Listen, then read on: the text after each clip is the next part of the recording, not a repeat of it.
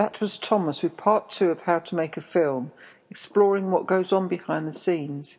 If you're tuning in, this is Film Friday on BBC Radio 4.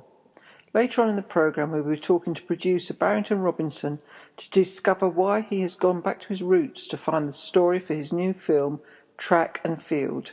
And director Lee Musson will be joining us to talk about his controversial casting decision that has sent shockwaves through the UK's independent film sector. More on that later. But right now, here is Jordan Knowles interviewing William Jones about how important listening to the audience can be and how their input can be used to shape the creative process.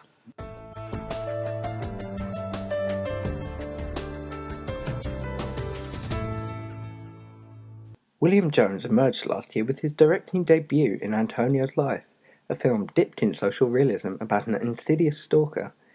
This year he's taken a different route in creating his new short film. Trailer Trash is unexpected and compelling as it centres on a dysfunctional family and conflicting agendas. With his directorial debut achieving something of a cult following on Facebook and benefiting greatly from the promotion that social media enabled, William knows how important the audience is. But how far do they influence elements beyond the main film, such as promotion and marketing? And how do you go about finding the right audience? William shares his experiences with audience feedback with us now. So William, let's start from the beginning. How did you first establish who your audience would be?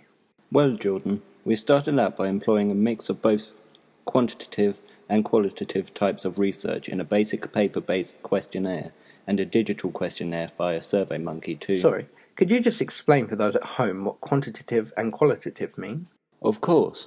Quantitative is research that deals with measurable information, using closed questions to generate numerical and statistical data which are often shown to us in the form of tables, charts or diagrams, whereas qualitative research focuses more on an individual's or group's thoughts and feelings, using open questions to allow the individual to go into more detail about their opinions, attitudes and preferences.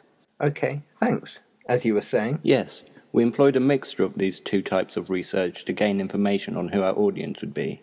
We started off with simple questions about age and gender to establish a basic demographic, as well as asking their address to establish a geo-demographic. Then the questions became more specifically centered around short films, as that was the product we were creating, to learn the psychographics.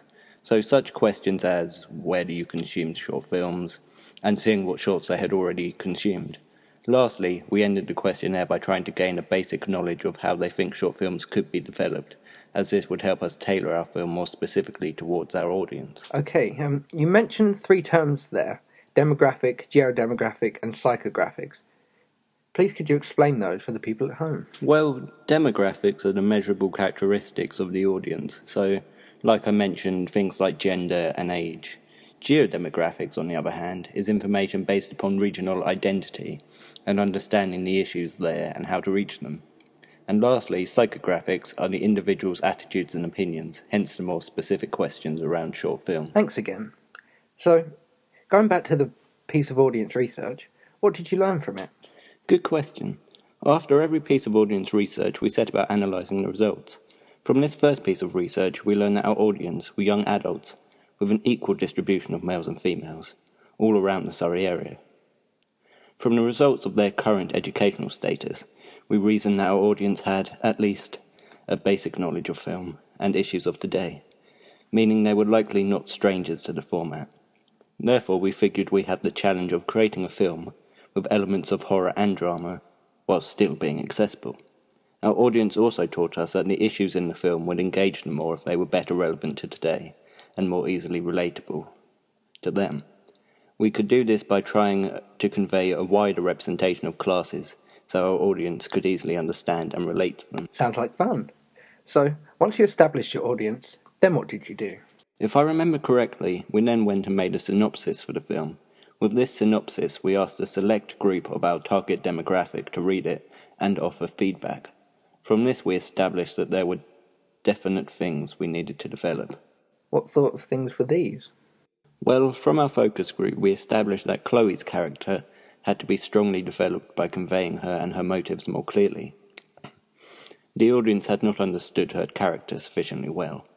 Also, our audience suggested that the ending of the synopsis was an anticlimax, and the realism of the piece was questioned. From that we reasoned we had to make quite drastic changes so that the story was better rounded. Our audience helped identify how these changes could be made. For example, at the end, the perpetrator of the noise should be seen. By introducing Chloe as a character, we were able to do this, although we knew we had done something right when we asked our audience if they had felt anything.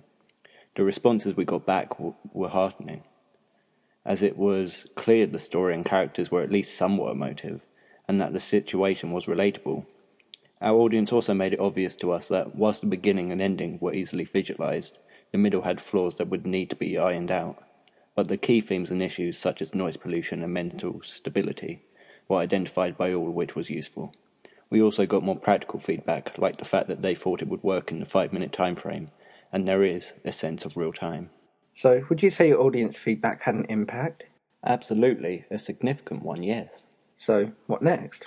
After the synopsis came the script, so once we'd written what we thought was a decent script, we got in our target demographic again and conducted one-on-one interviews. And what benefits does this have? Good question. One-on-one interviews focus more around qualitative research, which is what we were looking for by that time. It does this by having a more intimate feel, letting us gain more detailed feedback. It also helps us develop our communication skills, which is never a bad thing. No, it's not. So, what did you learn from those interviews? What we learned from our interviews helped shape the film into what it is today.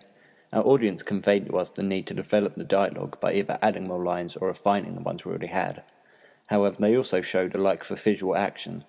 Therefore, we decided to follow Marilyn Milgram and disregard most dialogue, and have the visual action advance the story. Whilst we found from our audience the characterization to be stronger than in the synopsis, we still found it could be further developed though. Also, by then we had encountered an issue surrounding setting. Ah, yes, we were discussing it earlier, weren't we? Could you explain that issue? As you know, the film was originally going to be set in a caravan. Due to several issues, however, we had to go a bit more local, so we used the flat. But going back to your original question, due to this change we could not appease one audience member's feedback. Another issue identified by the audience was that the problem, the anniversary being ruined, was unclear. Therefore, we had to think about how to convey this better, primarily by stressing how important it was to the protagonist. So, your script feedback helped. Oh yeah, a lot. What next? After we'd established our audience and got feedback on two of arguably the most important aspects of pre-production, we moved on to our ancillary tasks, namely the magazine review. And how did you conduct this research? The one-on-one interviews worked so well last time, we thought we'd use it again, although this time we recorded it via podcast rather than via video. And what did you learn from this set of feedbacks? There were many flaws in our first draft. We knew it, and our target demographic knew it and pointed them out. For example, the layout was seen as at a basic layout. We could improve this by developing measurements, image size, and adding more industry conventions like page borders and separation lines. Exploring more ICT skills was suggested by our audience as a way to help develop this. The film headings also needed development as their size or lack of it meant too much white space. Thinking more about language, our audience stated that the review could be more critical and balanced, with an equal weight of positive and negative critique. Also, our target audience taught us that it was simply too long, so we had to cut it down. Lastly, perhaps the biggest problem was the image itself. We needed to change it altogether, as our audience felt it did not portray the film and its issues well enough. So, once you'd taken that all on board and continued with the magazine review, what did you do next? After the review came the poster. How did you obtain this set of feedback? This time we focused hugely on qualitative research and conducted a survey digitally via SurveyMonkey. From this target audience research, we learned that a common flaw was the text. Our audience suggested many ways to develop this, however, through ways like moving the positioning of the bottom credits and altering the size and measurements. Also, a better range of colours and text sizes could be employed. Our audience felt the lighting was also an issue, with our demographics suggesting that it could have been considered more. Lastly, the overall size of the poster had to be altered, as our audience felt it would look more professional, as if it would fit in a magazine. Well, I guess we've found that audience feedback can have a significant effect on individual products, and you can learn a lot from it. But what about when thinking about how each product worked together? Did you conduct any research around that? Yes we did. It was one of our last pieces of audience research. We learnt a lot from it. We, again, voice-recorded one-on-one interviews, asking about how both the poster and the magazine review work together with the main film. We learnt that they do, to an extent. Our audience showed that the language and the images from both the poster and review convey similar and different representation in conjunction with the film, these being of a dysfunctional family consisting primarily of a vulnerable father and a disruptive daughter.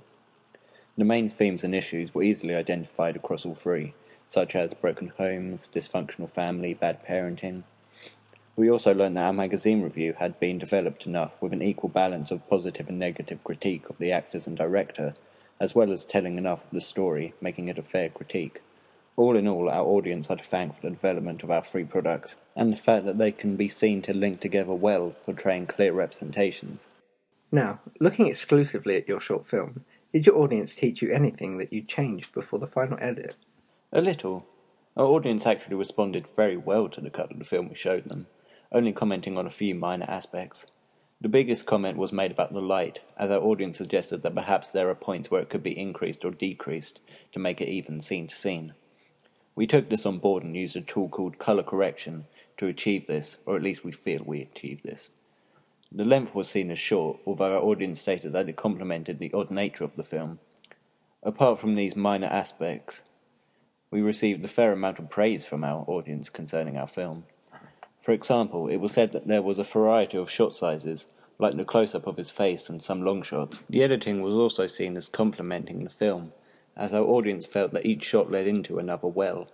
Most of our audience also easily detected the bizarre tone of the film and said they enjoyed it, as it felt original and different to many other shorts they had seen. Well, thank you for that.